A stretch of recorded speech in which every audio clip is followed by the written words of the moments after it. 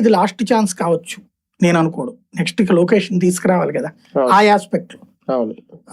అలాంటప్పుడు ఇప్పుడు ఆల్రెడీ ఈ రీల్స్ ద్వారా సోషల్ మీడియా ఇంపాక్ట్ ద్వారా పెద్ద మనిషిగా చూపించుకుంటున్నారు కదా, ఇది పేదవాళ్ళ ఇళ్ళకి వెళ్ళడాలి అట్లాంటిది. ఇది కూడా చూపెడితే ద వైజ్ మ్యాన్ అనే బిరుదు పర్మనెంట్ గా ఉంటది కదా.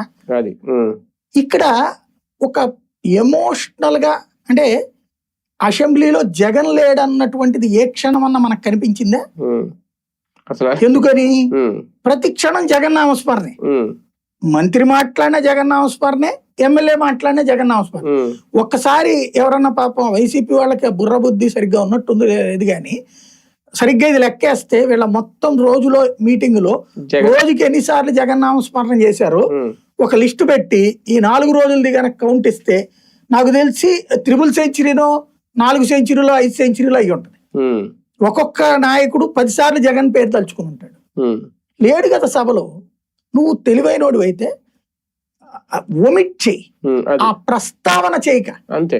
పరిపాలన ఛాన్స్ కాని వాళ్ళని వదిలేద్దాం, మనం మాట్లాడుకుందాం.